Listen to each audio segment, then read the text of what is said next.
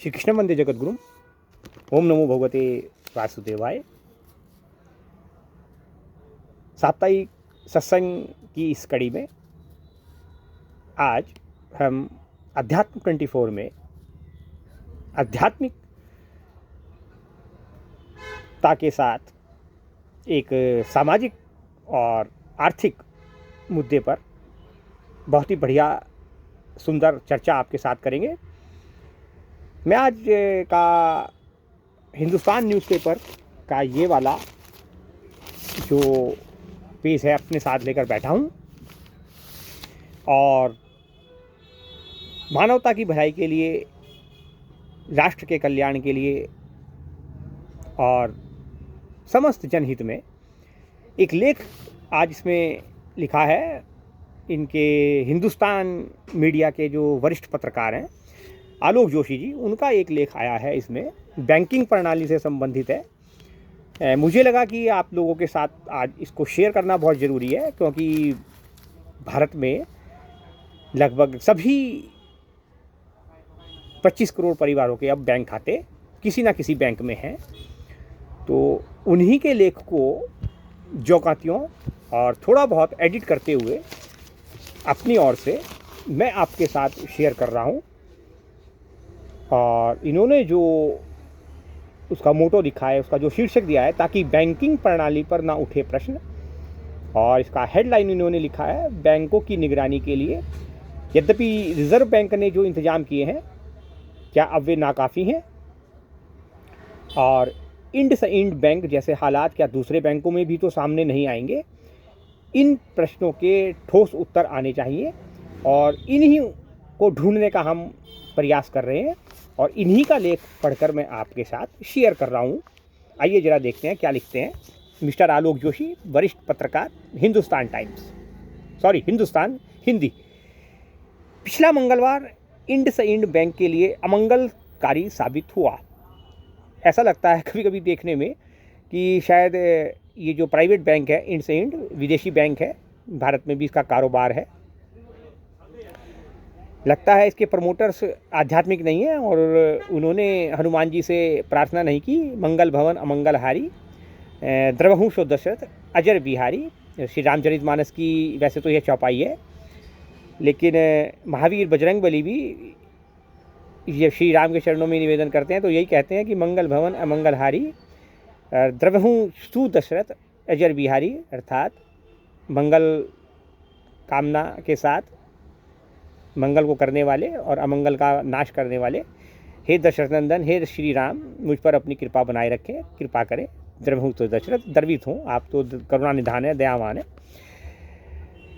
तो लेकिन इस बैंक के लिए मंगलवार का दिन सब अमंगलकारी साबित हुआ और मुझे ये चौपाई तुरंत याद आई, मैंने आपके साथ शेयर की। एक दिन में शेयर बाजार में इस इंड बैंक के शेयरों में जो कमी दर्ज की गई वो इसकी कुल पूंजी का 1/4 था। 1/4 से ज़्यादा शेयर के दाम नीचे गिर गए। वजह बैंक ने खुद ही शेयर बाजार को बताई थी और जितनी बड़ी खबर थी उससे भी कहीं ज़्यादा बड़ा घमासान खड़ा हो गया। अब भी इससे बैंक से जुड़े किस्से, कहानियाँ और बहुत से सवालों के जवाब सामने नहीं आए हैं और हर आने वाले जवाब के साथ एक नया सवाल खड़ा होता जा रहा है। और शायद इसीलिए आज भी है, यकीनी तौर पर कहना बहुत ही मुश्किल काम है कि राई का पहाड़ बन गया या फिर यह मामला जितना दिखाई दे रहा है उससे कहीं बहुत ज़्यादा बड़ा है। इसलिए हर बैंक से जुड़े हुए व्यक्ति को सावधान होने की आवश्यकता है। मंगलवार को इंड बैंक के प्रमोटरों ने खुद ही स्टॉक एक्सचेंजों को जो खबर दी वह यह थी कि उसके विदेशी मुद्रा भंडारों में वायदा यानी डेरिवेटिव सौदों के हिसाब किताब में कुछ गड़बड़ी निकली। यह गड़बड़ी किसी भी घोटाले या जालसाजी की वजह से नहीं थी, बल्कि बैंक के हिसाब रखने के जो इंटरनल ऑपरेटिंग सिस्टम में जो तरीके होते हैं उनकी वजह से हुई। अब कुल मिलाकर इस बैंक ने स्वयं ही यह कबूल कर लिया कि विदेशी मुद्रा के उसके वायदा सौदों में जो उसने किए हैं और जो फ़ायदे नुकसान का जो हिसाब किताब उसने लगाया है उसमें लगभग 1520 करोड़ रुपए की धनराशि कम निकली है। और ख़ास बात यह है कि यह कोई ताज़ा मामला नहीं है। बही खातों में गड़बड़ी पकड़ी गई। यह लगभग 7 साल के हिसाब किताब में लगातार चली आ रही थी। अब ये 7 साल भी पिछले साल, यानी जो पिछले साल का जो फाइनेंशियल ईयर पूरा हुआ था 31 मार्च 2024 को, उस तक का हिसाब किताब है। और अभी 31 मार्च 2025 आने वाली है, यानी कि इसमें 8 साल हो जाएंगे। मगर ये बात अब अचानक से खुली है मार्च में आकर के। तो खुली तो कैसे खुली और क्यों खुली और अब क्यों हो रही है, इसी का प्रश्नों का उत्तर जानने का प्रयास आलोक जोशी वरिष्ठ पत्रकार ने किया है। दरअसल रिजर्व बैंक ने बैंकों के डेरिवेटिव सौदों पर अपने मास्टर सर्कुलर में कुछ बदलाव किए थे, और उनका पालन करने के लिए जब इंड बैंक ने अपने हिसाब किताब की दोबारा से जांच पड़ताल की, अभी पिछले दिनों जनवरी के महीने में ही जो महाराष्ट्र में 2 कोऑपरेटिव बैंकों के साथ हुआ है, अब रिजर्व बैंक ने उनको अपने अंडर में लेकर के उनको क्लोज कर दिया था। समस्त लेन देन बंद कर दी गई, निकासी बंद कर दी गई, जमा राशि और उधार। अनेक लाखों व्यक्तियों के जिस प्रकार से खबरें आपने वो सब यूट्यूब और मीडिया चैनल्स पर आप देख चुके हैं। तो सावधान रहने की ज़रूरत होती है। उसका पालन करने के लिए अब इंड बैंक ने अपने हिसाब किताब की दोबारा पड़ताल की, तो बैंक की अंदरूनी जाँच में यह गड़बड़ी पकड़ी गई। यह बात पिछले साल सितंबर-अक्टूबर के बीच की है, लेकिन बैंक ने स्टॉक एक्सचेंजों को इस मामले में खबर अब दी पिछले मंगलवार, यानी कि 10 मार्च 2025 को। और यही वह दिन था जब बैंक के शेयर ने उसी दिन केवल 2 घंटों में मात्र 27% का गोता लगाया।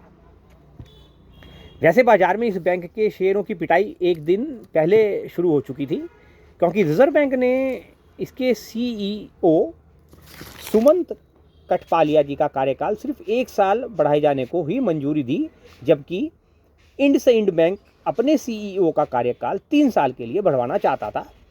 यह खबर मिलने पर भी बैंक के शेयर 4% के लगभग गिर चुके थे, और अगले दिन जब ये हिसाब किताब की गड़बड़ी सामने आई तो एकदम से जो है वो 4 + 23 27% का गोता बैंक के शेयरों ने, इस बैंक के इंड बैंक के शेयरों ने लगाया।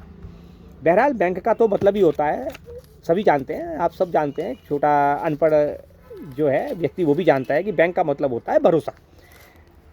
और ये भरोसा जितना ज़्यादा मजबूत होता है उतना ज़्यादा बैंक को फ़ायदा होता है, और उतना ज़्यादा उसके ग्राहकों को काम काज करने में बैंक के साथ आसानी होती है। जितना ज़्यादा बड़ा भरोसा उतना ज़्यादा काम काज करने में आसानी। ये दोनों को एक दूसरे के ये कस्टमर रिलेशंस होते हैं, जिसको आप अनेक बैंकों की साइट्स पर लिखा रहता है ना, कस्टमर केयर सेंटर 24/7/365। इसलिए बड़े से बड़ा बैंक अपनी साख या अपने भरोसे को कायम रखने के लिए लगभग भारत में तो हर संभव कोशिश करता रहता है, प्रयत्न करता रहता है, और वो अभी निरंतरता के साथ। बैंक की साख पर जरा सी भी आंच आने का नतीजा क्या होता है, और यह समझने के लिए आपको फिलहाल उन दोनों बैंकों की कहानी को याद करना बहुत काफ़ी होगा।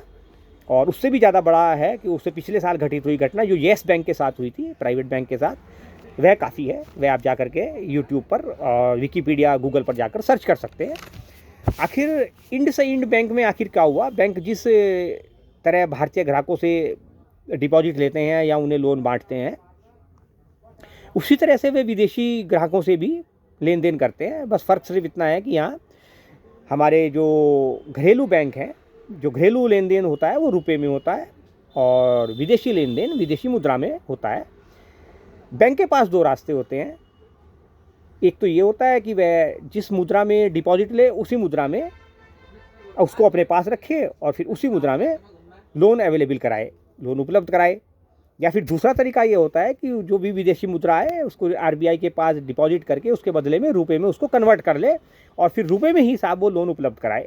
ये यानी कि भारतीय मुद्रा में, फॉरेन एक्सचेंज करेंसी को भारतीय मुद्रा में बदलकर उससे फिर वो लोन जो है उपलब्ध कराता रहता है। लेकिन दिक्कत ये यहाँ पर होती है कि विदेशी मुद्रा बाजार में जो रोज़ के जो लेन देन होते हैं, या कुछ वहाँ पर विदेशी मुद्राओं में तो हेरा फेरी भी होती रहती है ना भाई, वो काउंट नहीं होती, जो कि जिसको नंबर 2 करना कहते हैं। तो वो ऊपर नीचे होते रहते हैं, विदेशी मुद्रा का जो भाव है वो ऊपर नीचे होता रहता है। तो ये लिख रहे हैं कि इससे बैंक की देनदारी भी ऊपर नीचे होती रहती है, और इसमें या तो लॉटरी भी लग सकती है और या फिर नुकसान भी हो सकता है। और अचानक से बहुत बड़ा नुकसान भी हो सकता है। ऐसा अनुमान से बचने के लिए ही ज़रूरी है कि ऐसा कोई सौदा करने के साथ ही बैंक उस जोखिम को कम करने या कवर करने के लिए विदेशी मुद्रा के वायदा बाजार में हेजिंग कर ले, यानी ऐसा वायदा सौदा कर ले जिससे करेंसी के उतार चढ़ाव की हालत में बैंक का घाटा कवर हो सके। और बैंक को इन सौदों पर होने वाला नफ़ा नुकसान भी अपने बही खातों में दिखाना चाहिए। ऐसा आरबीआई ने अब सर्कुलर जारी कर दिया है साहब। यहाँ दिक्कत यह है कि यहाँ ऐसे सौदे बैंक को खुले बाजार में करने चाहिए। बहुत से बैंक खुद अपने ही कारोबार के भीतर ऐसे सौदे कर डालते हैं, और शक की सुई का जो आलम है वो यह है कि इस बैंक यानी कि इंडसइंड बैंक से भी बड़ी संख्या में ऐसे सौदे कर रहा था। और बड़ी बात यह है कि इन सौदों के नफ़ा नुकसान का जो हिसाब किताब रोज़ मिलाया जाना चाहिए था ताकि बैंक के वही खाते में प्रतिदिन दिख सके, वह ठीक से नहीं हो रहा था। वह इंटरनल टेक्निकल प्रॉब्लम की वजह से सारा मामला था। इसलिए मामला अब सेबी की जांच के दायरे में है, और एक तरफ सेबी को यह जांच करनी है कि यह लिस्टिंग करार का उल्लंघन है या नहीं, और साथ ही उसे यह भी पता लगाना है कि क्या बैंक के भीतर के लोगों ने पूरा मामला सामने आने से पहले ही अपने शेयर बेचकर खुद को घाटे से बचाने की पूरी कोशिश कर ली थी। ऐसी भी खबरें हैं कि बैंक में ऊंचे पदों पर बैठे कुछ लोगों ने अपने करीब 80% शेयर तब बेचे थे जब शेयरों के भाव अपने शिखर के करीब थे। दूसरी तरफ रिजर्व बैंक पर सवाल यह है कि आखिर 7 साल तक से जब ये लगातार बड़ी चलती आ रही है तो फिर पकड़ में कैसे और क्यों नहीं आई। तो रिजर्व बैंक ने अब बैंकों की निगरानी के लिए जो इंतजाम किए हैं, क्या वे अब कुछ कम नज़र आने लगे हैं या वो नाकाफ़ी हैं। और इससे भी बड़ा शक यह होता है कि इंडसइंड बैंक जैसे हालात कहीं दूसरे प्राइवेट बैंकों में भी तो सामने नहीं आने वाले हैं या नहीं आएंगे। कि अब ये एक चीज़ और दिखाता है यहाँ पर कि इंडसइंड बैंक जैसा कांड यह भी दिखाता है कि सावधानी के बावजूद भी दुर्घटनाएं कितनी बड़ी हो सकती हैं या उनकी आशंका बनी रहती है। ठीक उसी प्रकार से जिस प्रकार से कोई प्लेन का ड्राइवर जब पहाड़ों में जाता है तो अंधे मोड़ को देखकर साहब वो हक्का बक्का रह जाता है, दाएं काटने के बजाय अगर बाएं कट गया तो सीधे गाड़ी खाई में गिर जाती है। और ऐसा अनेक दुर्घटनाएँ आप वहाँ पर आज उत्तराखंड में भी आप आए दिन होते देखते रहते हैं। ठीक यही सिस्टम जो है इस प्रकार के बैंकों की कार्यप्रणाली पर भी लगता है। अब यह देश का 5वां सबसे बड़ा और निजी बैंक है। इससे 4 और बड़े बैंक हैं और उसके बाद 5वें नंबर पर ये इंडसइंड बैंक है। खास तौर पर के मेट्रोपॉलिटन शहरों में इसकी ज़बरदस्त शाखाएं हैं।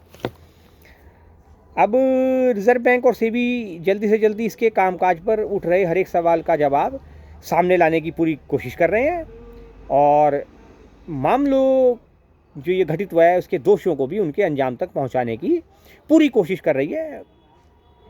भारत में क्योंकि जनसंख्या बहुत ज़्यादा 145 करोड़ के आसपास अब जो है भारत की जनसंख्या हो गई है, तो बैंकिंग प्रणाली पर उठने वाले सवालों को यहाँ पर विराम दिए जाने की बहुत ज़्यादा अधिक आवश्यकता है, क्योंकि इससे देश की जो अर्थव्यवस्था की जो साख है पूरे उसमें वर्ल्ड में वह उसको बेदाग रखना बहुत ज़रूरी होता है।